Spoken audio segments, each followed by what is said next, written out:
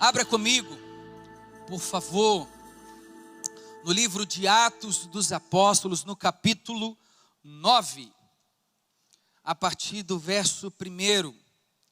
Nós falaremos de uma das principais conversões do Novo Testamento. Um dos maiores embaixadores do reino de Cristo Jesus, um dos homens que eu mais admiro nos relatos bíblicos, um dos personagens, um dos homens com um coração mais entregue, um dos que realmente eu tenho um apreço muito grande depois de Jesus Cristo, o apóstolo Paulo e a sua conversão. Nós falaremos um pouquinho da conversão de um pecador relutante. E eu gostaria que você acompanhasse comigo a leitura a partir do verso 1 do capítulo 9 do livro de Atos dos Apóstolos, nas palavras do evangelista e do médico Lucas, que diz assim, todos acharam? 9, Atos dos Apóstolos 9, verso 1. Saulo, respirando ainda ameaças e morte contra os discípulos do Senhor, dirigiu-se ao sumo sacerdote e lhe pediu cartas para as sinagogas de Damasco, a fim de que, caso achasse alguns que eram do caminho, assim homens como mulheres, os levasse presos para Jerusalém. Verso 3.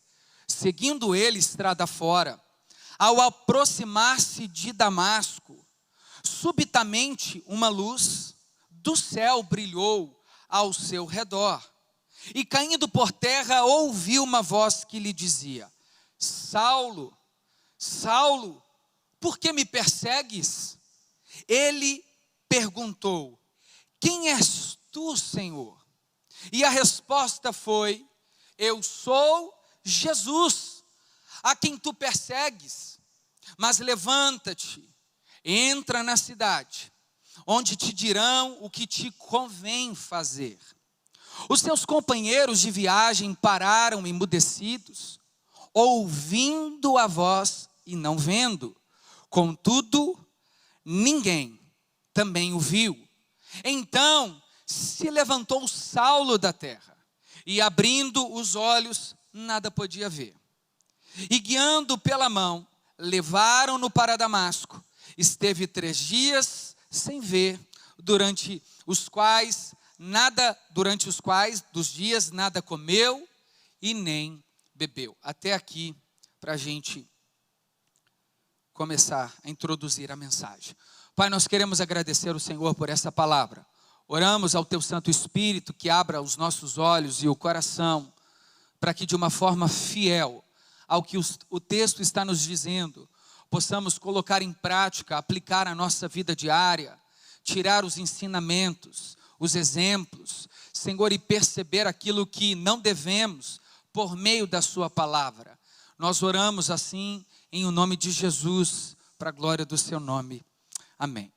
A conversão do apóstolo Paulo, um pecador que relutou até o fim. Irmãos, é importante a gente sempre entender, no final o Senhor vence de todas as formas. Ao chamar você, ao me chamar, existe de fato um tempo que nós achamos na nossa capacidade humana que conseguimos resistir, mas fato é, o chamado, essa graça que nos convida, essa graça eficaz, ela é de fato irresistível. Nós não conseguimos suportar, uma vez que o Senhor marca o tempo no seu relógio, define o dia, a hora e o momento. É claro que na história da caminhada de Saulo de Tarso, não foi uma caminhada tão simples, mas inicialmente parece que Saulo tinha uma caminhada triunfante, afinal ele mesmo crescendo, ele foi aplicado a um dos colégios principais rabínicos de Jerusalém pelo seu pai, que imediatamente enviou o seu filho Saulo para estudar aos pés de um dos principais rabonis ou rabis, mestres da lei daquela época, chamado Gamaliel. E ali Saulo vai crescendo, aprendendo as escrituras a partir de Moisés, do Gênesis, do Êxodo, do Número, do Deuteronômio, Levítico, aprendendo a Torá, aprendendo os preceitos da lei, aprendendo os mandamentos e a cumprir de forma fiel, olho por olho, dente por dente. Amarás o Senhor teu Deus acima de todas as coisas. E cada um desses mandamentos, Paulo era alguém, enquanto Saulo também, que cresceu no berço da tradição judaica. E porque aqui Lucas faz questão de iniciar a sua conversão com o seu nome também romano, afinal ele tinha dupla cidadania.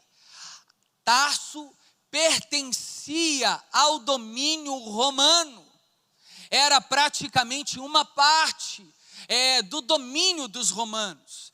E ali Saulo, juntamente com o seu pai e a sua mãe, eles crescem e se tornam de fato também um cidadão romano. Mas ele aprendeu a partir da tradição judaica, e não apenas dos preceitos que Roma estabelecia, até porque Roma só tinha uma única preocupação, que era dominar o mundo, dominar os seus inimigos, dominar o ouro e a prata e todos os territórios. Mas Paulo cresce aprendendo, escrevendo aos Gálatas. Ele diz que entre a sua idade não tinha ninguém capaz de competir com tamanho conhecimento que ele possuía. Ele era alguém que de fato se tornou um dos maiores fariseus. Em uma escola chamada Talmidim, era a escola onde eles aprendiam, estudavam as escrituras, decoravam elas, de forma até oral. Ele cresceu, mas dentro dessa perspectiva judaica, eles entendiam que o Messias tinha características com base nas profecias, um pouco diferente daquilo que eles estavam vendo aos olhos humanos. Eles não conseguiram conectar os principais judeus, os sinédrios, os mestres da lei, quando Cristo apareceu em Jerusalém, cumprindo-se os dias, crescendo em graça e conhecimento, nascendo ele em Belém de Judá, mas crescendo em uma outra região de Nazaré, ali próximo ao mar da Galileia, tão simples, sendo ele instruído na profissão do seu pai. Mas apenas aos 30 anos, Jesus começa o seu ministério de fato. O primeiro milagre em Caná da Galileia, transformando aquela água em vinho. E ali o seu ministério fica público. Jesus diz ser o próprio Deus quando ele diz Pai. Ou seja, na perspectiva do judeu, assim como Saulo, aquele que dissesse Pai estaria se colocando em pé de igualdade com o próprio Deus. Mas isso já estava previsto nas profecias messiânicas. Mas os judeus, ao olharem isso, eles não conseguiam conectar a luz das Escrituras, aquilo que eles não poderiam observar aos olhos naturais, porque Cristo cumpre as profecias, mas não sobre a expectativa da tradição, mas da própria lei. E os judeus diziam conhecer a lei. O próprio Cristo disse a eles, aos fariseus: vocês estão me acusando porque vocês dizem a conhecer Moisés, mas vocês não conhecem. Porque se vocês tivessem de fato conhecido a Moisés e aquilo que Moisés transmitiu ao povo de Deus, vocês saberiam que Moisés estava falando acerca de mim. E Paulo então, como Saulo, esse duplo nome, ele cresce. Mas em uma ocasião relatada no capítulo 8 de Atos dos Apóstolos, ele é uma testemunha viva diante do martírio de um jovem chamado Estevão. Ele foi separado para servir às mesas das viúvas de fala helênica. Elas eram judias, porém helenizadas. O que isso quer dizer? Elas estavam aculturadas à tradição grega, mas eram mulheres que tinham, a sua cultura um tanto quanto miscigenada. E isso fez com que Estevão, a começar a anunciar a morte e ressurreição de Jesus, ele mesmo trouxe para si a sua própria sentença, porque aqueles que deveriam esperar pela pedra principal rejeitaram. Aqueles que deveriam lançarem a sua expectativa em Cristo rejeitaram a ele. O judeu rejeitou o rei dos judeus. E isso fez com que Estevão anunciasse a mensagem capaz de transformar e agitar o mundo. Mas naquela ocasião Estevão morreu apedrejado e Paulo estava como testemunha naquela ocasião. Mas mediante este episódio, ele sai daquela cena e juntamente do sinédrio que autorizava a perseguição em nome da lei, ele recebe uma autorização dos líderes do sinédrio e saiu para uma cidade chamada Damasco, onde alguns cristãos haviam fugido para lá. A essa altura, eles não eram chamados de cristão. Esse nome vai ser conhecido com Paulo e Barnabé em Antioquia da Síria, que eles disseram: esses aí são os cristãos, aqueles que agitaram o mundo chegaram até nós, que quer dizer pequeno Cristo. Na cidade pequena de Damasco, homens e mulheres que professavam a fé em Jesus, que criam que Jesus é o próprio Deus, estavam sobre ameaças do sinédrio, e também a essa altura inicia-se também uma leve perseguição por parte de Roma, porque havia uma certa diplomacia e acordo entre a corte dos judeus, que seria o sinédrio, e os próprios líderes romanos, porque o próprio sinédrio instigava os romanos, tratando Jesus como uma ameaça. Quando eles diziam: olha, ele está dizendo que é Senhor Quírios, e César era o único Senhor que eles diziam ter. E se Jesus está dizendo que é Senhor, ele pode ser um rebelde. Então os próprios judeus incitaram por várias vezes os romanos, uma leve perseguição. Depois da morte de Estevão, esses cristãos fogem e Paulo então vai atrás. E o texto começa a dizer: Saulo, respirando ainda ameaças e morte contra os discípulos do Senhor. Assim eles eram conhecidos. Discípulos eram aqueles os aprendizes, aqueles que ouviram a Jesus Cristo no Sermão do Monte, em lugares onde ele pregava, anunciava, ele estabelecia o reino do seu Pai. Esses homens que abandonavam as suas velhas vidas e seguiam a Jesus, negando-se a si mesmo, tomando a cruz, se tornavam os verdadeiros discípulos de Cristo.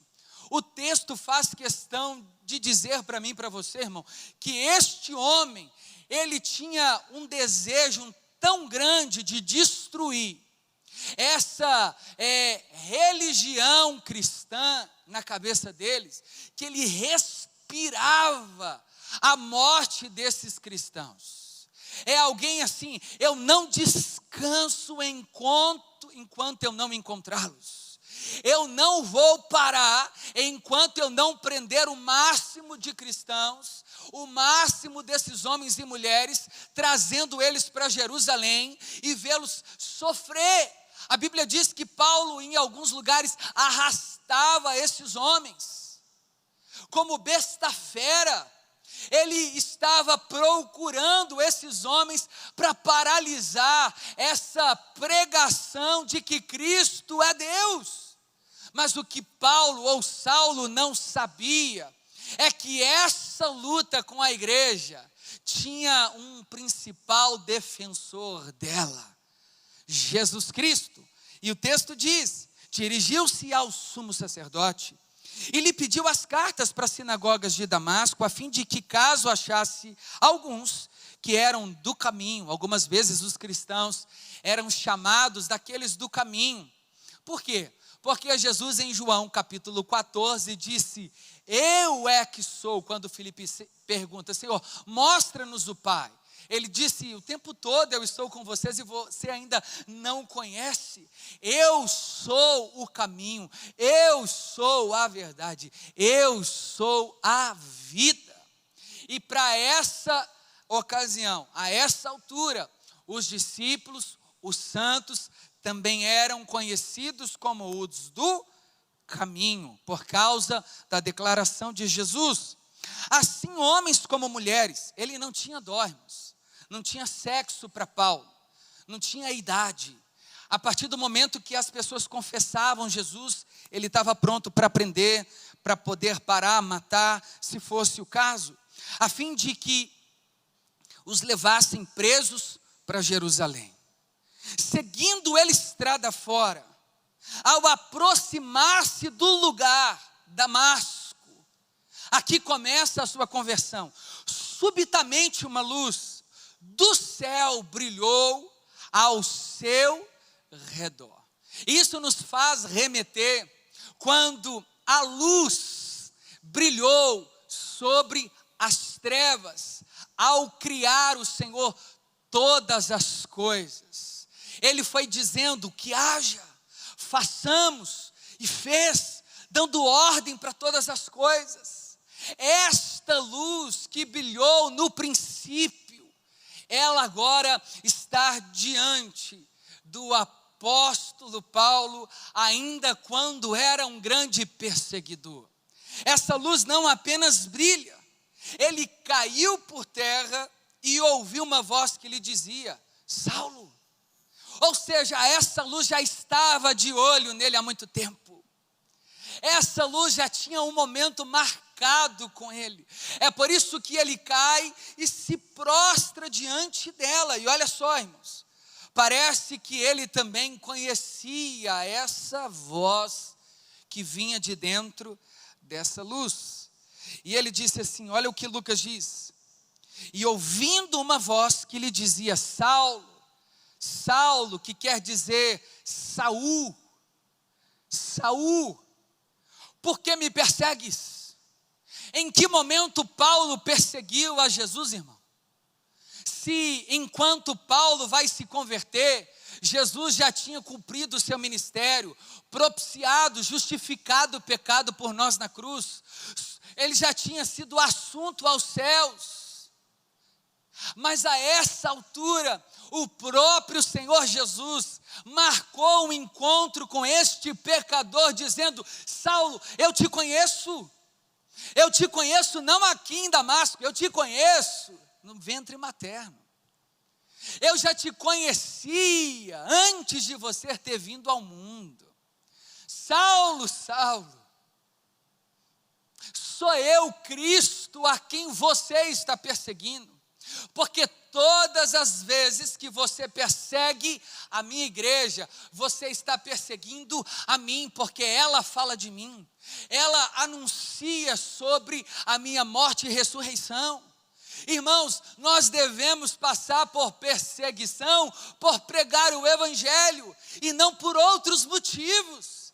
Essa deve ser a nossa marca como igreja, porque nós anunciamos, porque nós proclamamos. E Saulo pensou que poderia parar a igreja de Cristo ao persegui-la. O que ele não sabia, que naquele momento, do lugar aonde ele poderia destruir, começaria uma nova vida a partir da sua conversão. Aquele homem que relutava a fim de merecer pelas obras da lei agora está rendido. E olha só o que o texto continua dizendo. E ele perguntou: quem és tu, Senhor? Ou seja, ele reconheceu que César não era o Senhor. Ele reconhece que essa voz é de um ser maior e muito maior do que ele. Quem és tu, Senhor? Ele responde, e a resposta foi: eu sou Jesus, que quer dizer, eu sou o Deus que salva. Eu sou o Salvador. Eu sou o Cordeiro de Deus que tira o pecado do mundo. Eu sou o que sou, foi isso que ele disse também para Moisés. E por isso que aqui há um gancho nessa frase, nessa forma de dizer, eu sou Jesus, porque ele conhecia muito bem quando Deus se revelou a Moisés. Eu sou Moisés, o que sou o que sou. Fala para Faraó isso. E neste momento, ele disse assim: a quem tu persegues, mas levanta-te, entra na cidade, aonde você iria entrar, onde te dirão o que te convém fazer.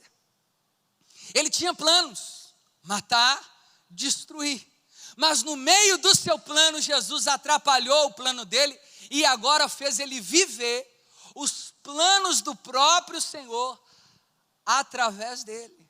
Irmãos, a gente ora, e eu entendo quando nós oramos: Senhor, nós queremos que o Senhor cumpra os nossos planos, os nossos sonhos no Senhor, mas a verdade é nós que enquadramos dentro do plano do Senhor, porque Ele não tem vários planos, Ele só tem um único plano. Está escrito de Gênesis a Apocalipse, o plano é esse: chamar, escolher, transformar o coração, fazer dele um homem, uma mulher que proclamará a sua palavra, a fim de que outros possam ouvir e glorificarmos a Ele, reunir como igreja e esperar por sua volta. Esse é o plano de Gênesis e Apocalipse. Somos nós que insistimos nos nossos próprios planos, por isso que a gente tem que ficar relutando, porque Ele quer nos tirar dos nossos próprios planos, das nossas próprias formas e maneiras que nós encontramos de viver. Não, irmãos, quando o Senhor marca um encontro conosco, aquela nossa expectativa, ela vai embora, porque ela passa a ter um outro objetivo agora: realizar a vontade do meu Pai, cumprir a sua palavra, ser fiel a Ele até o fim. É por isso que somos esses pecadores como Saulo, que reluta. O Senhor está dizendo: não, você vai sofrer nesse caminho. A gente insiste: não, você vai sofrer por essa porta. Na medida que você entrar, a gente vai lá e tenta arrombar a porta, entra em relacionamentos que a gente sabe onde vai nos levar, se envolve com pessoas, com negócios, não, vou ganhar dinheiro, vou ficar rico, vai dar tudo certo, e a gente vai fazendo plano, mas de repente o Senhor diz: filho, entra lá na porta que você iria perseguir, porque agora eu vou te mostrar o que você vai fazer. Ou seja, não é você mais o dono da vida, não é você mais quem vai dirigir o percurso, a sua jornada. Eu é quem vou te conduzir. E posso te falar, irmão, se renda, é melhor do que relutar, porque lutando ou não você vai. Só que pode ser que seja mais doloroso não ir da forma como Deus quer que você vá. Pode ser que você também tropece. E olha só o que acontece aqui: onde te dirão, um cara que era dono das suas próprias direções, agora vai ter que ser guiado, vai ter que ser direcionado. Ou seja, vai baixar a bola, vai descer do salto, vai ter que aprender a ouvir outros que ele nem conhecia. E inclusive esses outros é a quem ele perseguia. Olha o que a graça de Cristo faz conosco. Ela nos faz novas criaturas, para a gente voltar nas pessoas que nos ofenderam, ou que nós ofendemos, e servi-las, e caminhar com elas, consertar a casa. É isso que está acontecendo aqui na vida desse homem. Deus não quer envergonhá-lo, pelo contrário, Deus quer ser de fato o Senhor da vida dele.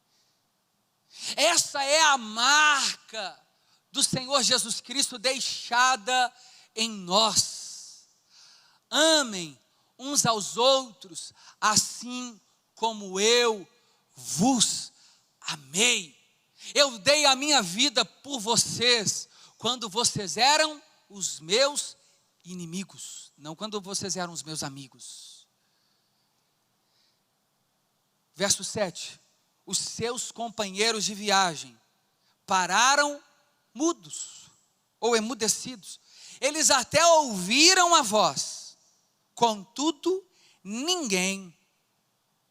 Aliás, eles ouvindo a voz, mas eles não viram o que Paulo viu. Irmãos, eu não sei se isso vai ser bom para você ou vai ser ruim, a partir do que eu vou dizer aqui.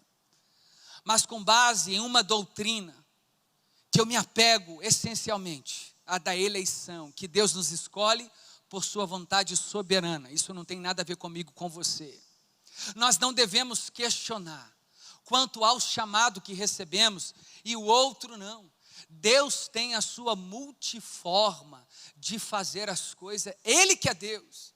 A esse mesmo homem, escrevendo aos Romanos, ele disse que ele escolheu alguns vasos para honra, outros para desonra. E aí o próprio Paulo, escrevendo aos Romanos, já entendendo que os judeus poderiam perguntar, será que Deus é injusto ao fazer isso? Ele responde assim: é o oleiro injusto em escolher um vaso para honra e o outro vaso para desonra?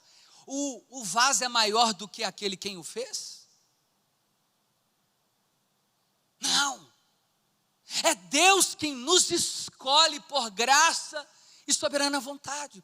O porquê, irmãos, nós nem sempre saberemos, mas o para quê sim, para a glória do seu nome. Ele poderia ter permitido com que os amigos de Saulo ali vissem também, ele não quis. A nossa missão é pregar o evangelho, não é se preocupar se fulano ouviu ou não, se entendeu ou não. Se você entendeu, você deve instruí-lo.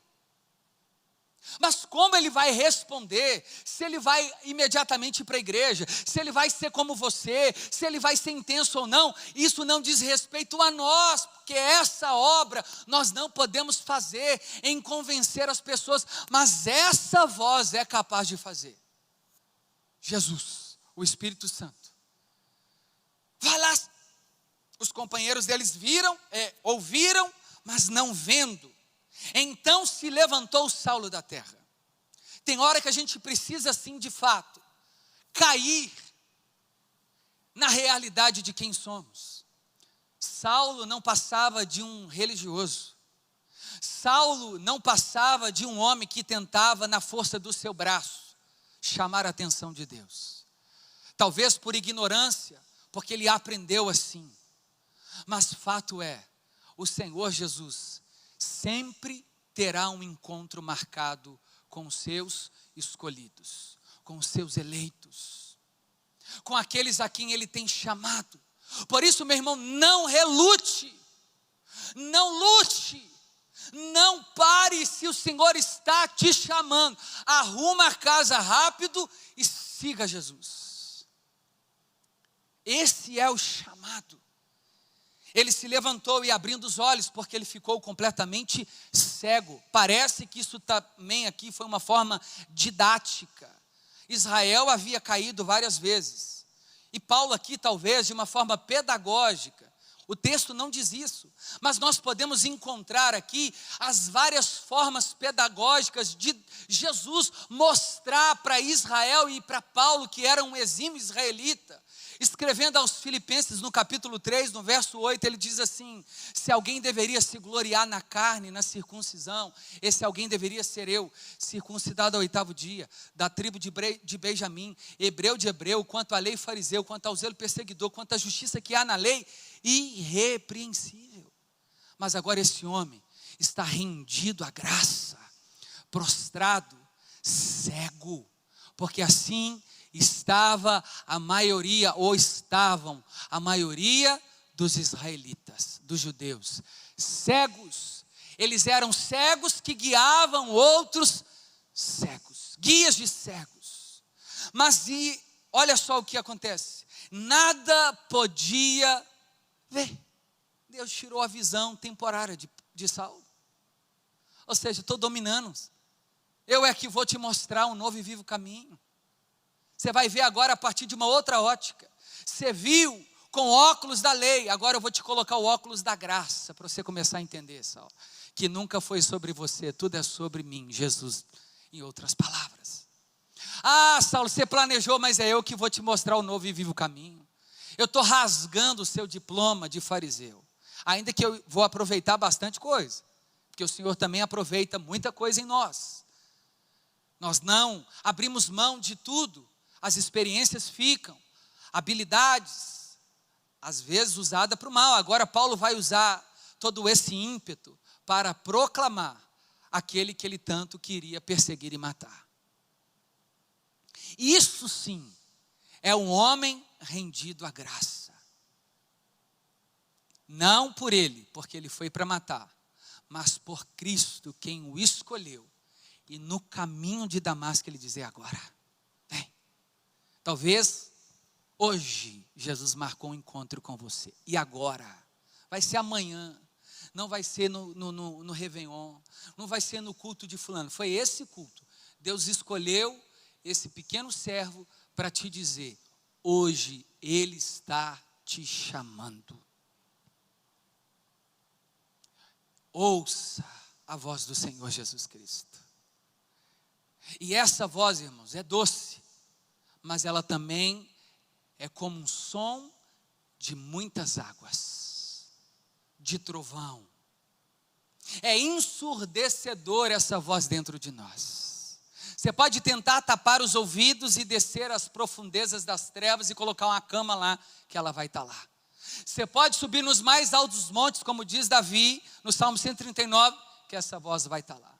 Você pode colocar a sua cama numa recâmara, você pode tentar fugir para outro continente, a voz vai estar lá, porque não tem nenhum lugar da terra que Deus não diga: é meu, a Ele pertence todas as coisas. Essa voz não te deixará em paz, até que você experimente a verdadeira paz. Por isso que dentro dessa vida sua, medíocre, esse ralabucho, esse forró que está te levando para o colo do capeta, o Senhor está te dizendo: se arrependa, sai desse baile funk, sai desse pagode que você está envolvido, sai dessa vida que você está envolvida. Nada contra o estilo musical, estou falando disso não, eu estou falando de pessoas, de formas, de ideologia, de traição, uma vida de promiscuidade, de prostituição, de lascívia, de mentira, de abandono da fé, de adultério, de jogatina, de droga. Você já ouviu a voz? Então se apruma, se coloca à disposição do Senhor, irmãos, antes que Ele te chame do jeito dele aí, não tem como não. O texto termina dizendo: esteve 3 dias sem ver, durante os quais nada comeu e nem bebeu. Ele ficou ali, irmãos, praticamente de jejum. Isso tudo era uma forma também de Paulo entender que ele precisava ser completamente limpado, dele completamente comer o pão da vida, e não apenas o maná, que perece, que no outro dia tem que vir de novo, e vir de novo, e vir de novo. Não é essa água que ele bebia e tinha mais sede, porque é isso que o pecado faz com a gente. Não, é só um pecadinho, é só uma saidinha, é só um jeitinho. Não, se eu vou assistir só que é 20 minutos de filme pornográfico, daqui a pouco eu já apago da minha mente. Não apaga não, o pecado está te enganando, senhor. Não, vou pegar o contatinho aqui que daqui a pouco eu apago do celular. Não apaga não, na hora que você estiver fraco ele aparece. Não, eu só vou, aquele meu amigo ali está meio esquisito, assim, desviado, ferido com a igreja, mas a gente só vai trocar, eu vou tomar só uma, vou dar só uma tragada, só é rapidinho. Ai, irmão, você não vai não. Se você é um escolhido, já está na hora de você se colocar na brecha. O Senhor está dizendo para você: vem, porque eu posso fazer todas as coisas novas em você e através de você. Paulo sai de Damasco perseguido. Ele tem que descer daquela cidade por um cesto. Foi triunfante e saiu humilhado. Tiago, você quer dizer que pode ser que no evangelho eu seja humilhado? Isso vai sendo sabido, isso não. É porque estão falando por aí que é só vitória, né, irmão? Aleluia. Só vai me orar, só vai me orar, só vai me orar, vai. Mas não as suas expectativas. Irmãos, para te conhecer tem que ser no fogo, para me conhecer. Tudo dando certo, é fácil ser crente. Por isso que a exigência para um líder não pode ser neófito, ou seja, não pode ser novo, tem que ser experimentado. E como é que você é experimentado? Num rodízio de pizza, de açaí, na Disney? Quem que é experimentado lá andando de montanha russa? Não. É quando você começa a ser confrontado pelos da sua própria casa. Mas aquilo não é para te matar, não, é para te fazer mais forte, para você aprender agora a ter domínio, responder com temperança, perdoar, pedir perdão. Esse é o experimento. Você ser provado quanto agora às suas próprias paixões, não vindo tentações da parte de Deus, porque Deus ninguém tenta, mas prova aqueles a quem Ele ama, porque essa prova produz experiência em nós. A experiência vai produzindo a perseverança. É necessário, irmãos, por isso que Paulo desce pelo cesto em Damasco. Ou seja, agora ele não é mais o cara, por isso que agora o seu nome vai ser conhecido como Paulo, que quer dizer pequeno. Saul é rei, mas agora o nome que ele mais vai usar, ele sempre teve os dois nomes, não mudou de nome não. Hoje em dia nós não precisamos de um outro nome, nós estamos precisando de limpar o nome, no Serasa, no SPC, nas Casas Bahias, nas credoras aí, é isso que nós estamos precisando. Mas agora Paulo quer dizer ser pequeno. Você lutou, você perdeu, playboy. Jesus marcou um encontro com você. Acabou. Mas Tiago, agora você é um crente careta. Nossa, Tiago, e agora? Para onde que eu vou? Paulo desceu de Damasco e fugiu para a Arábia. 3 anos estudando, sendo peneirado, crescendo, desenvolvendo para um ministério que o Senhor tinha para ele. Um dos ministérios mais difíceis. Humilhado quando voltou na sua terra natal em Tarso. Ao fundar uma igreja na Galácia, saiu arrastado de algumas delas. Chicoteado várias vezes. Descredibilizado em Atenas. Paulo foi expulso de várias cidades. Naufragou. E por fim, foi martirizado. Mas escrevendo a sua última carta a Timóteo, ele entendeu que tudo que ele fez valeu a pena. Porque ele disse: Timóteo, combati um bom combate. Eu encerrei a minha carreira e guardei a fé. plantou as principais igrejas na Galácia: Antioquia, Derbe, Icônio, Listra. Plantou a igreja em Bereia, em Tessalônica, Filipos. Plantou a igreja de Corinto. Plantou a igreja da Ásia Menor, em Éfeso. E continuou a peregrinar. O maior desejo era ir para a Espanha. Ele não pôde fazer, porque os planos que Paulo tinha, mais uma vez, foram frustrados. Mas agora, ele estava no caminho certo.